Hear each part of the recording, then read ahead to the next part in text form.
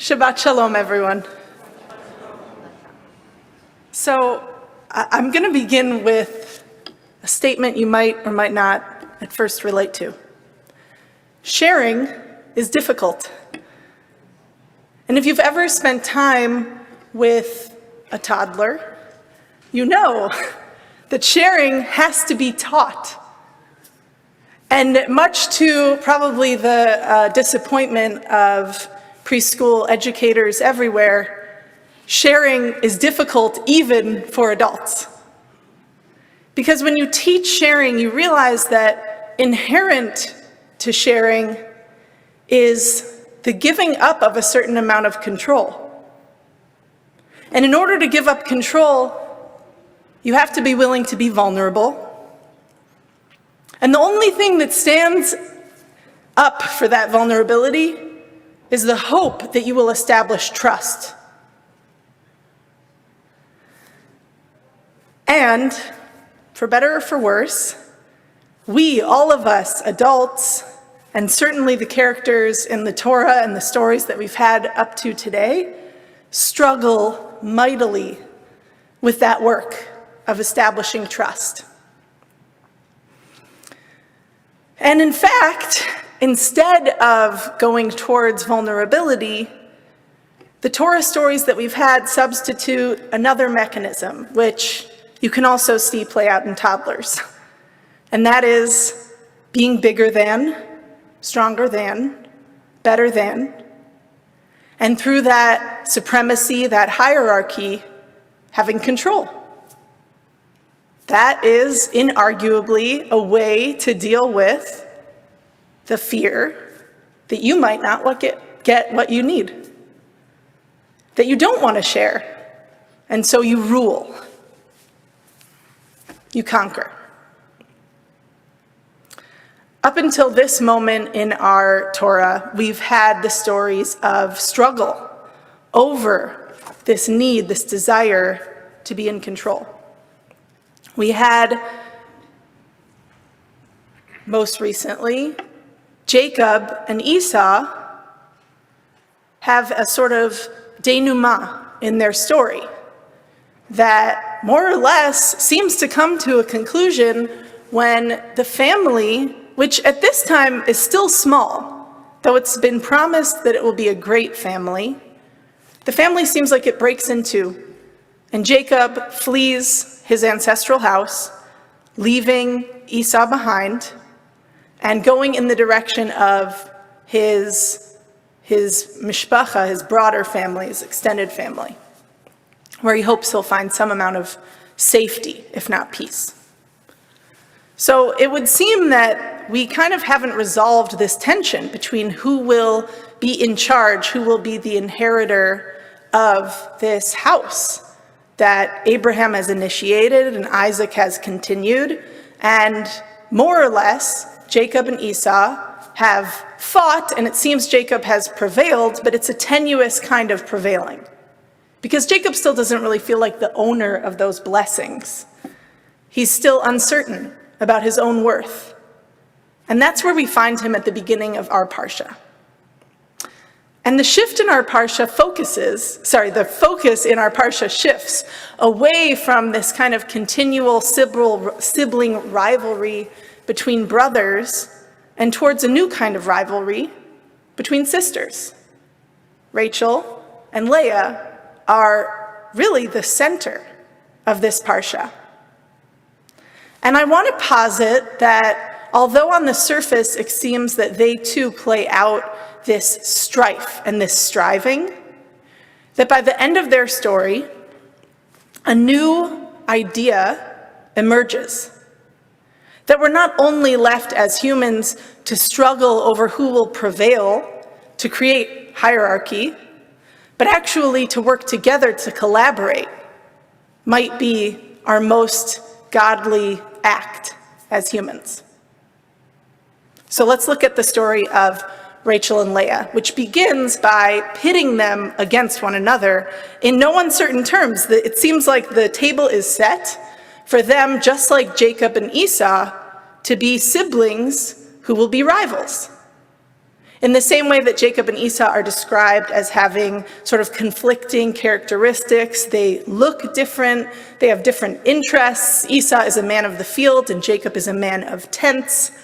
Now we have Rachel and Leah, and they're described as, one of them, Rachel, beautiful, wonderful to look at, and Leah, soft eyes. I don't really know what soft eyes are. The rabbis aren't really sure what soft eyes are, but they make from it that something is undesirable about Leah's appearance and desirable about Rachel's. So already they're being tagged by the Torah with these qualities that are other from one another. And then on top of that, as we get into their story, Leah is the fertile one, and Rachel is the one who struggles again and again to bear children. So here we have two sisters, one beautiful but barren, and the other not so nice to look at, but incredibly fertile. And as offensive as this may be to our modern sensibilities, these are really core values that the Torah has for women in their context. And the two sisters have one but not both. And in that way, their fates become completely intertwined in our text. So, first, this story of their being pitted against each other begins to erode on Rachel's wedding night, when we know it's actually Leah who ends up in the tent. And our text on the surface seems like things are sort of business as usual. It's Laban, the father of Rachel and Leah, who swaps their places, who sets them up to be rivals. But the rabbis, noticing that Jacob spends a whole night with this woman and seems to have no idea who she is, our rabbis read in, midrashically, in the Talmud in Megillah, they tell a different story.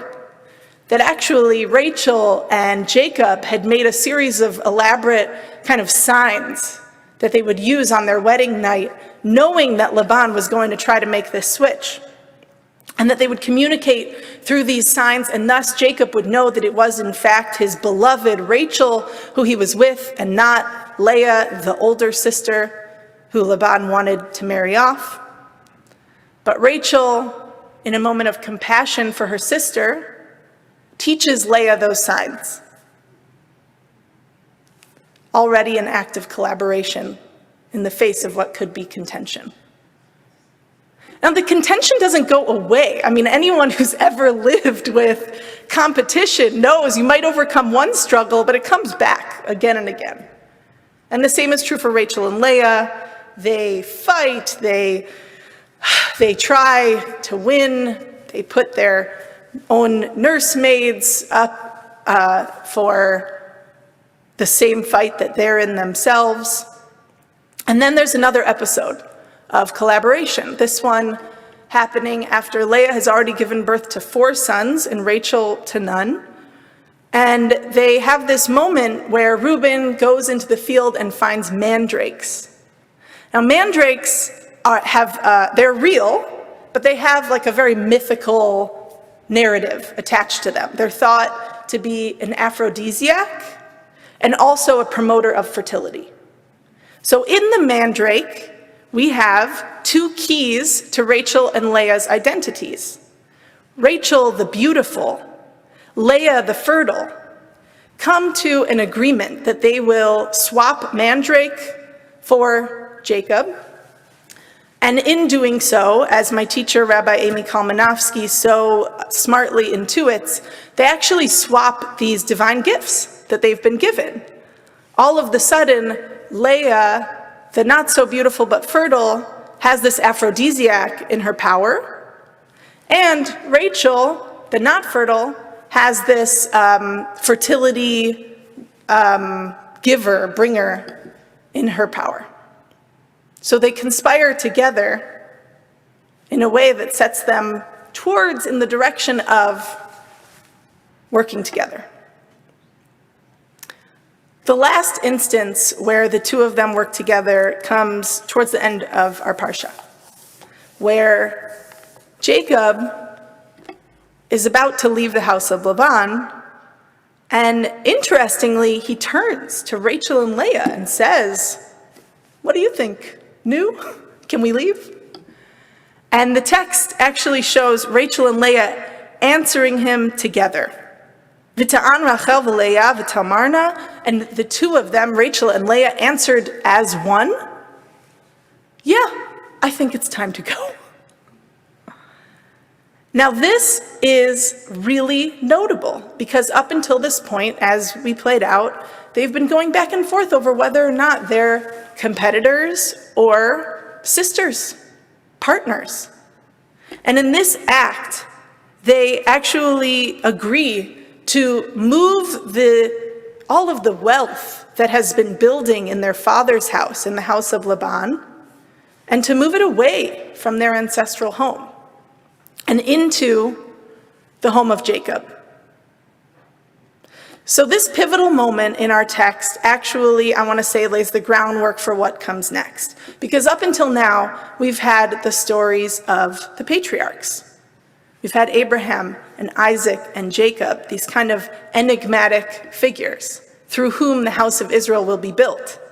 And yet, Rachel and Leah's stories, which so often get sort of written off as the challenges and the struggles that Jacob has to deal with, or as the payback for Jacob's own deceit.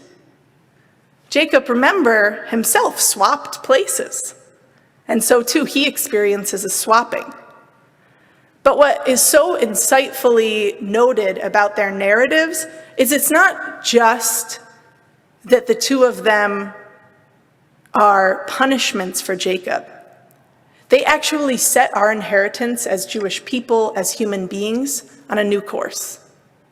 Because what we see in the next stories that are to come is not the continuation of this rivalry between near but not quite equals for the singular inheritance of the Jewish people.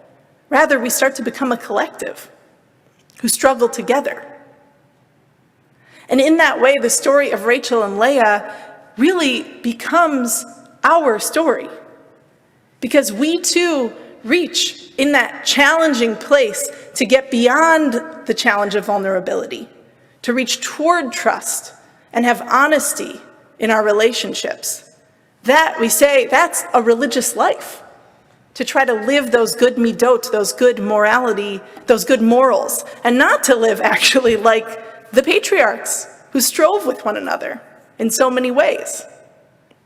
So I want to posit that our parsha is a turning point for all of us.